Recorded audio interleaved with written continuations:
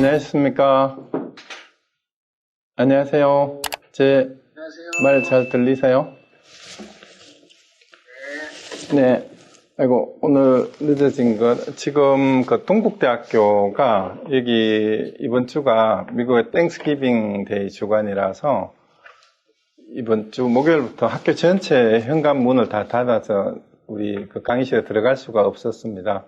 그래서 급하게 이 다른 사무실로 옮겨서 제 사무실로 옮겨가지고 한다고 지금 카메라 없이 이제 이 줌으로만 켜가지고 지금 급하게 열었습니다. 그래서 좀 늦어서 죄송합니다.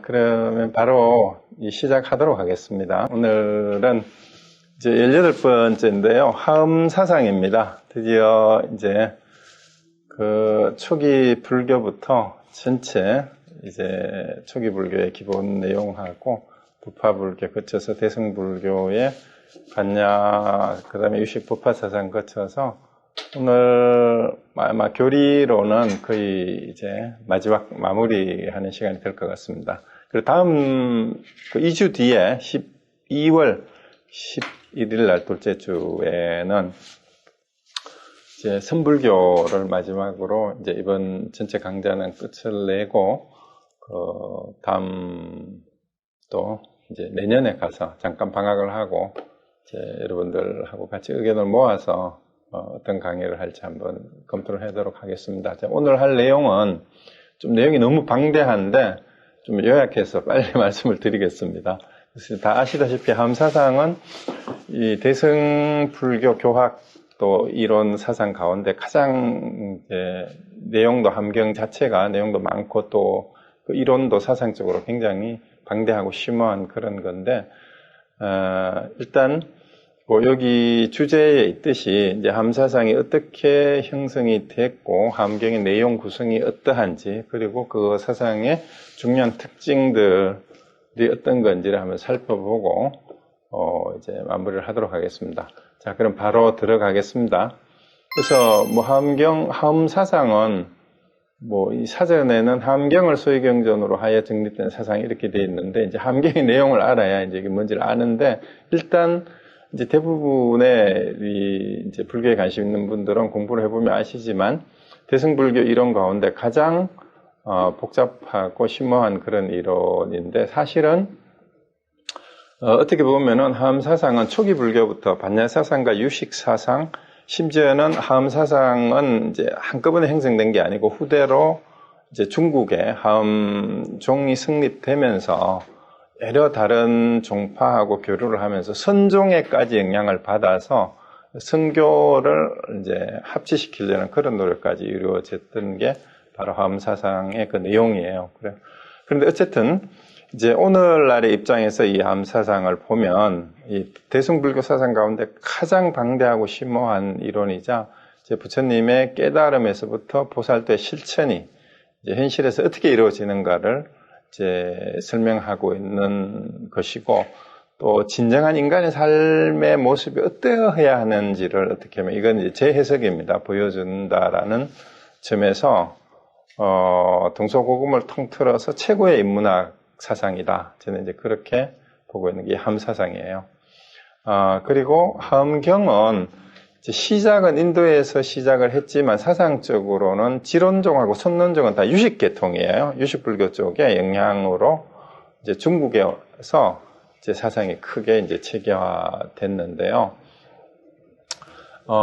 이제 화엄경전의 성립은 이 정확한 연대가 언제부터인지는 잘 모르는데 대략 1세기에서 2세기경에 지금 뭐 60화엄이니 80화엄이니 해가지고 그 품으로 보면 60화엄은 34품, 80화엄은 39품이나 돼 있는데 이 각 품이 이제 요즘 말로 하면 챕터예요. 한 장씩 이게 별권으로 별도로 따로따로 유통되던 게 이제 몇 세기, 2, 3세기를 거치면서 한 4세기경에 와서 집대성이 된 경전이라고 보여집니다. 그래서 어떤 품은 초기에 나왔다가 나중에 이렇게 또 편집이 된 것도 있고요. 심지어는 일부는 중국에서 이제 만들어진 거라는 설도 있어요. 그 이유가 산스크리트 원본은 10지품하고 지금 그 입법계 품에 해당되는 2가지밖에 없고 나머지 품은 산스크리트 원본이 없습니다. 이제 그래서 그런 얘기를 하는 경우도 있는데, 어쨌든 별도로 따로따로 이렇게 전래되던 내용이 이제 하음 사상이라는 그 틀 속에 여러 품들이 하나 이제 다 이제 집대성이 돼서 이제 편집이 됐다라고 이렇게 볼 수가 있습니다. 그래서 최초에 이제 한역이 된 거는 60권 하음이라고 해서 60권본 60하음이라고 하는데, 이게 진나라 때 동진 때에 번역이 돼서 진역 혹은 진본 이라고도 하고요. 그래서 구하음이라고도 하고 구역이라고도 합니다. 그 다음에 80권본은 그보다 한 200~300년 뒤에 이제 당나라 때에 번역이 되어서 이제 당본이라고도 하고 신하음 신역이라고도 합니다. 그리고 40권본은 반야에 여기 있는데, 이거는 사실상 입법계품의 내용이에요. 그리고 근데 이름은 보현행원품이라고 이름이 붙어 있어요. 굉장히 길게 대강광고 환경 부사의 해탈경계 보현행품. 그래서 근데 사실 60하음이나 80하음에 보현행품이 따로 있어요. 보현행품 혹은 보현행원품이. 그래서 이제 40권본을 소개할 때 보현행원품이다라고 소개를 하는데, 60이나 그 80하음에 있는 보현행원품하고는 다르고 60이나 80하음에 있는 입격배품의 내용이에요. 그것만 있는 거죠. 근데 요거는 이제 산스크리트 원본도 있습니다. 그리고 최고 오래된 이 품 가운데 가장 오래된 것이 십지품이라는 설이 이제 대체로 이제 인정을 하는데요. 그래서 사실 한편의 골자는 그 점에서 십지품이 한경의 골자이고, 그 다음에 입법계품이 전체적인 하음의 보현행원을 나타내는 그런 내용이다라고 이렇게 보시면 되는데, 초기 하음 사상가들은 예를 들어서 이제 두순에서부터 1대 2대 조사까지는 그 60권본을 중심으로 그 하음 사상을 이제 정립을 해 오다가 80권본이 번역되면서 이제 중국하고 한국에서는 80권본을 더 많이 보게 됐는데, 두 개가 이제 같이 이제 보여지고 있고요. 한국에는 하음경이 단행본으로는 번역이 아직 이게 하음경만 해도 이게 너무 내용이 방대해가지고 품별로 따로따로 번역을 해서 단행본으로 한글 번역은 나와 있습니다. 그리고 전체 번역이 이제 누구죠? 무비 스님이 전체 번역을 이제 하신 게 있고요. 자, 그러면은 경전은 하여튼 대략 그렇게 형성이 됐고요. 그러니까 하나의 단일 경전이 아니고 이제 한 1세기부터 4세기 사이에 여러 품이 이제 어떤 후대에 편찬 의도를 가지고 집성이 됐다, 이렇게 이해하시면 되고요. 그게 이제 하음 사상의 성립과 전개 과정하고 경전의 성립 과정이 같이 병행이 돼요. 한꺼번에 되는 게 아니고. 그래서 이제 초기에 하음 사상가들은 60하음을 위주로 자기들의 이제 이론도 또 주석도 내고 했기 때문에 그런데요. 근데 이제 법장 스님이 쓰는 함경전기라는 책에 보면은요, 함경이 어디서 났냐 그러면은 용수대사가 용수보살이 영궁에서 가져왔다고 이제 그렇게 기록이 되어 있어요. 그래서 이제 왜 그렇게 기록했는지는 이제 고대의 모든 이제 경전의 전수나 이런 것들이 약간 신화적인 요소하고 이렇게 같이 섞여져 있으니까 그런데, 실제로는 영궁에서 가져왔다기보다는 그 내용상으로 봤을 때는 무착하고 세친은 이제 유식 사상가들이었죠. 이 사람들의 연기 사상의 영향을 받았어요. 자극을 받고, 그 다음에 세친의 십지품하고 십지경론은 바로 하음경 십지품에 대한 논서예요. 그리고 대지도래나 습대성론 같은 데에도 이 하음 사상의 영향이 있습니다. 그래서 여기에 자극을 받아서 중국에서 체계화한 게 하음 사상이다, 이렇게 볼 수가 있고요. 그 다음에 사자전승이라 그래서 상승이란 말에 이제 법통이 개성되는 걸 말해요. 상속된다라는 말입니다. 하음 조사는 이제 어느 종파마다 자기들의 이제 조사를 쭉 정해요. 그럼 이제 당연히 이제 석가모니 부처님부터 그 다음에 대부분의 종파에서 누구를 꼽습니까? 마하가석은 선종에서도 이제 하고, 그 다음 밀종 같은 데에서는 누굽니까? 부처님의 아들 라훌라를 그 다음 조사로 이렇게 하기도 하는데, 이제 마명하고 용수보살을 하음조사에 이게 이제 넣어놨어요. 근데 선종도 이제 영수를 넣어놨어요. 그 대승불교 대부분의 영수를 조사로 이렇게 넣어놓는데 그 이유는 그 전에는 이런 종파가 성립되지 않았기 때문에 그 이전에는 여러 종파에서 공통적으로 이제 쭉 이제 자기 조상인 셈이죠. 후대에 와서 갈라졌으니까 이 공동조상이 되는 거예요, 종파마다.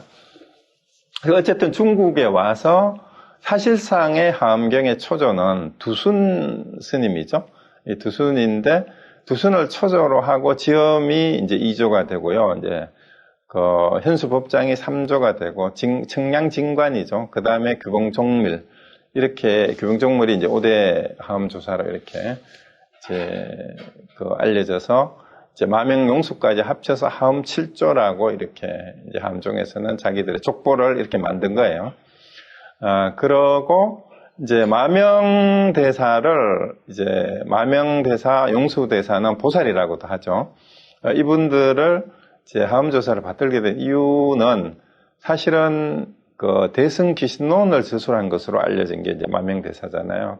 그리고 이 대승기신론의 내용이 이제 하엄 사상에 영향을 줄 만한 이제 전체 모든 가르침을 통합하고 융합하려는 그런 내용들이 있고요. 바로 우리 유명한 원효대사의 저작인 대승기신론 소도 반야사상하고 유식사상을 이제 결합했다 그러는데 이 대승기신론의 내용이 그런 내용이 있고 사실상 반야사상하고 유식을 통합한 그 사상적 배경이 하엄사상이라고도 할 수가 있습니다. 그래서 어쨌든 이제 뭐 그런 과정을 통해서 하엄사상이 정립이 되는데 이제 초조부터 5조까지 잠깐만 여기 살펴보면 그냥 뭐 알아놓으세요. 이제 초조 법순 두순이 함정의 초조로 이렇게 받들일 수 있는데 이분이 실제로 오교지간법하고 법계관문이라는 저술이 있어요. 그래서 함경의 종지를 이제 정립을 했고 이때까지만 해도 함종이라는 말을 쓰지는 않았습니다. 그리고 이제 3조 때 와서 이제 함종이라는 말을 이제 쓰게 됐고요. 3조 현수법장에 와가지고 함종의 기초가 확실히 확립이 됐죠.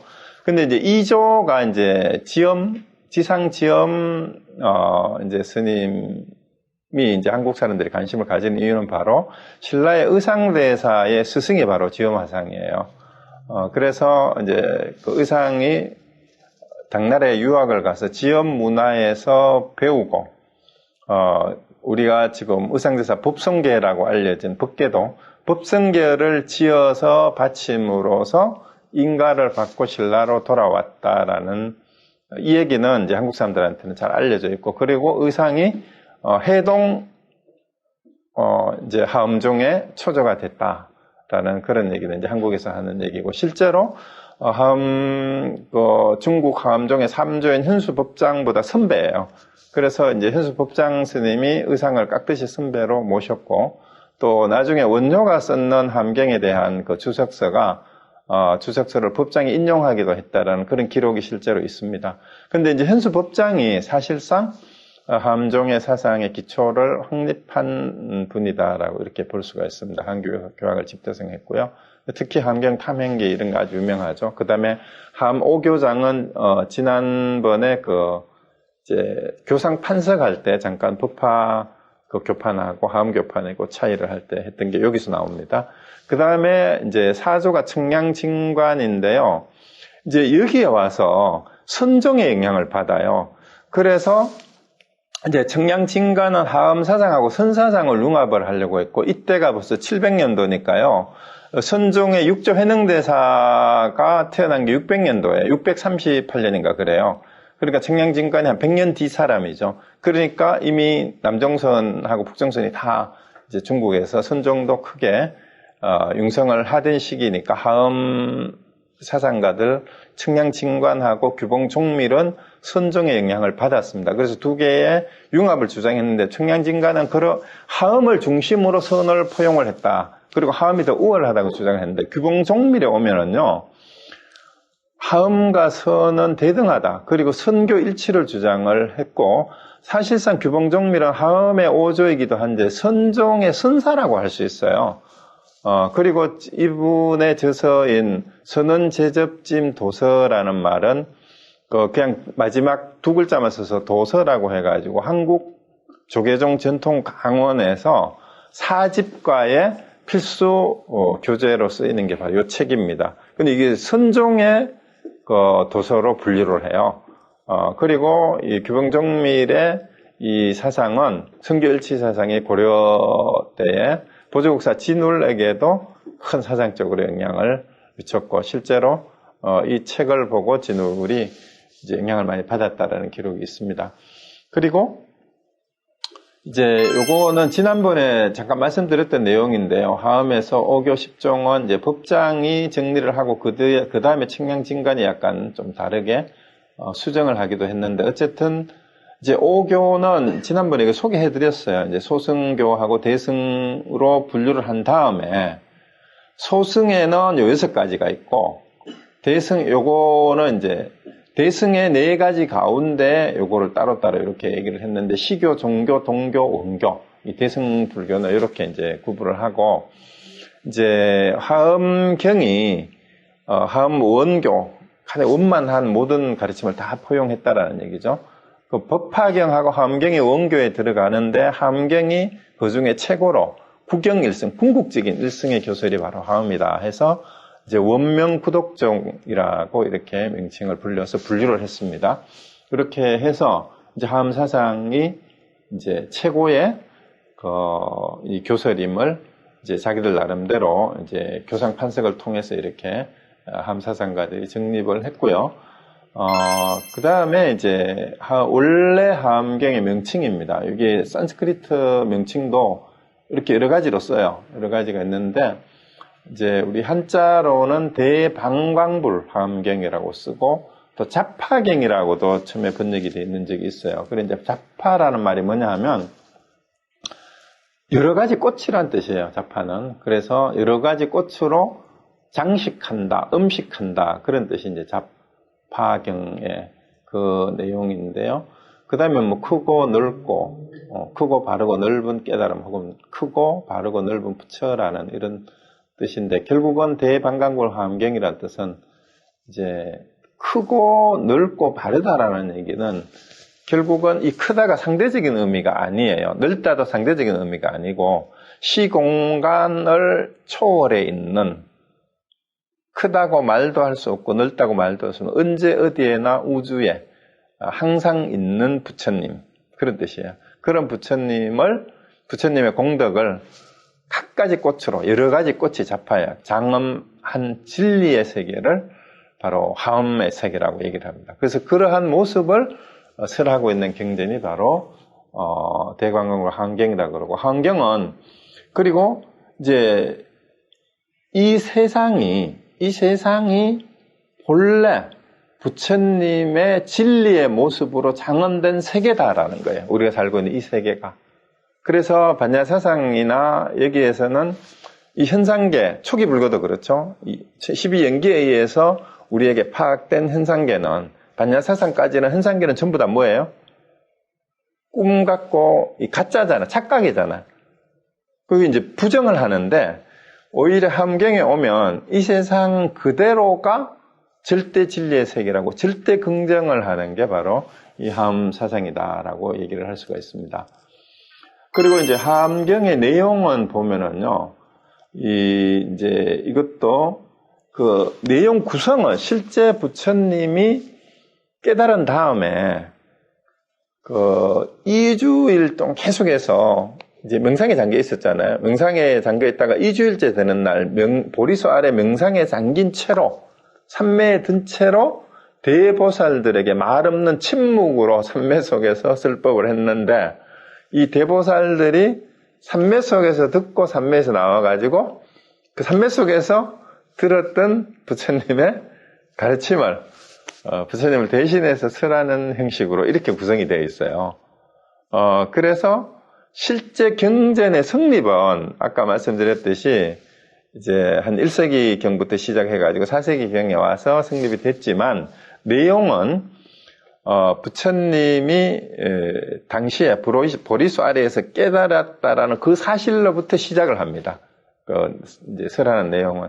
그래서 역사의 사실을 기초로 해서 설하는데, 주 내용은 뭐냐 하면, 첫 번째 부처님이 깨달았다고 하는데 그 깨달음의 경지가 뭐냐?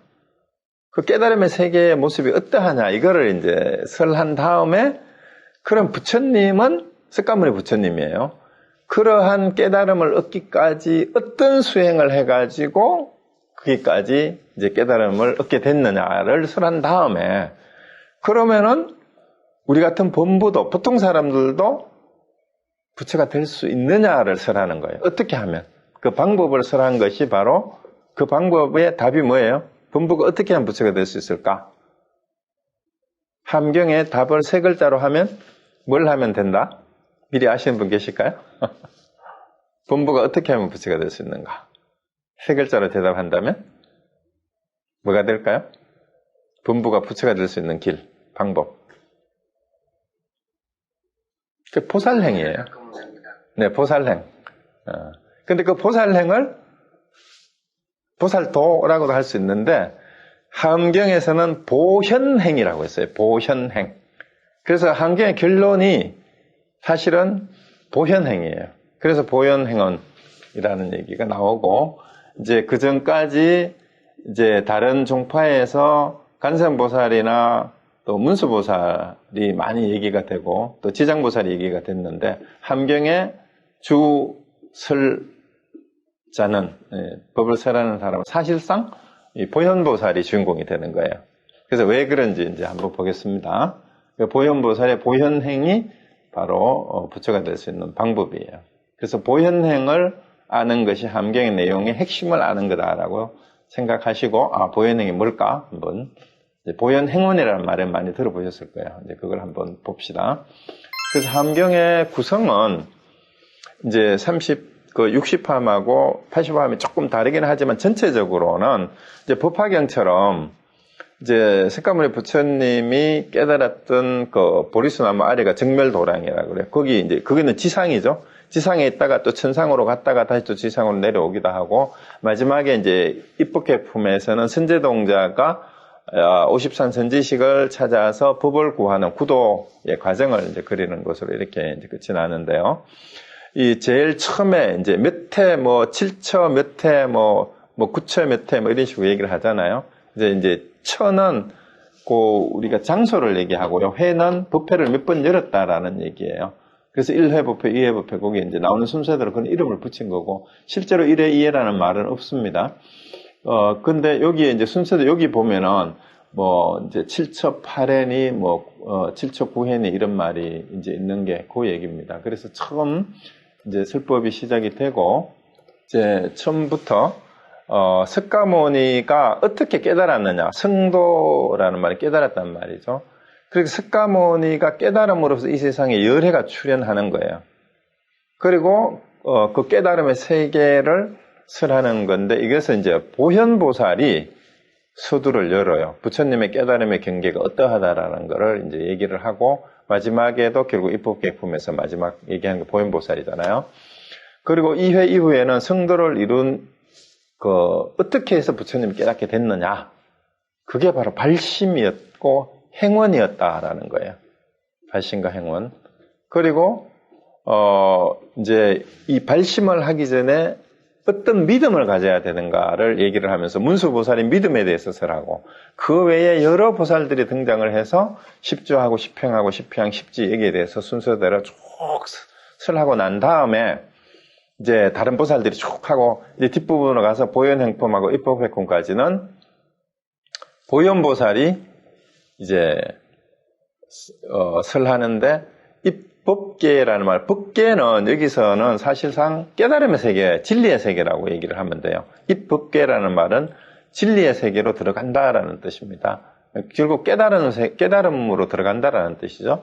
그래서 이 법계에 어떻게 해서 들어가느냐를 이제 얘기를 하면서 여기서는 이제 법계에 들어가는 게 누구예요? 이미 석가모니 부처님은 깨달아서 비로자나불이 됐어요. 그러면은 모든 중생이 불성을 가지고 있고 법계에 발심을 해서 행원을 세워서 행하면 입법계로 들어갈 수 있다라는 얘기인데 입법계가 바로 진리의 세계, 깨달음의 세계니까 입법계로 들어간다는 말은 새로운 열애가 출현한다라는 걸 얘기를 해요. 그래서 이 새로운 열애의 출현을 얘기하는 이제 보살이 바로 보현보살이에요. 그리고 이 보현보살이 어떻게 하면은 이제 부처의 지위를 얻느냐, 불가를 얻게 되느냐 하는 게 바로 보현행이다. 그 하엄경의 보살도 부살행은 바로 보현행이라는 것을 이제 설하는 거죠. 그리고 전체적인 하엄경의 내용을 보면 결국은 이 반야지에 의한 깨달음과 그 다음에 그걸 현실 속에서 실현해가는, 실천해가는 자비행이 바로 보현행이에요. 그 지혜와 자비, 깨달음과 실천, 이거죠. 그리고 결론은 보현행의 실천을 더 강조해요.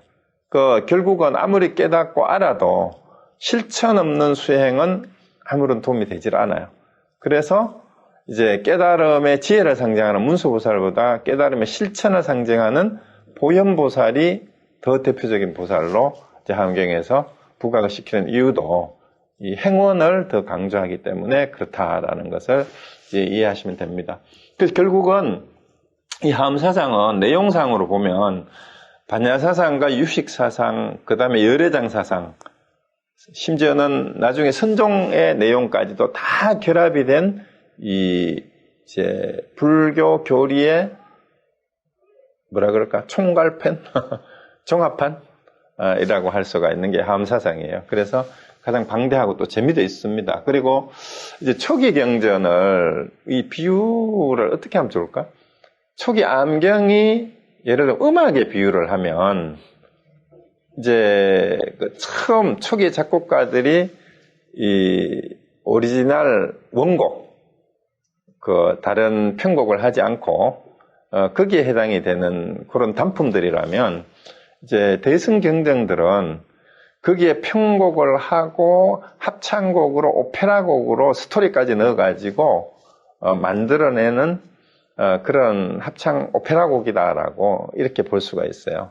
그러니까 거기에 이제 스토리도 개입이 되고 막 이제 엄청나게 이제 여러 가지 이제 이제 희곡에서 1막, 2막, 3막처럼 쫙 연결이 되듯이 그런 방대하게 이제 연결이 되는데 사실은 이제 대승의 경전은 어떻게 보면 이제 원래 솔로곡을 합창곡이나 오페라의 가곡으로 이렇게 이제 만들려면 그 중간에 새로운 편곡을 해야 되지만 오리지널 곡이 없으면 그게 안 되잖아요.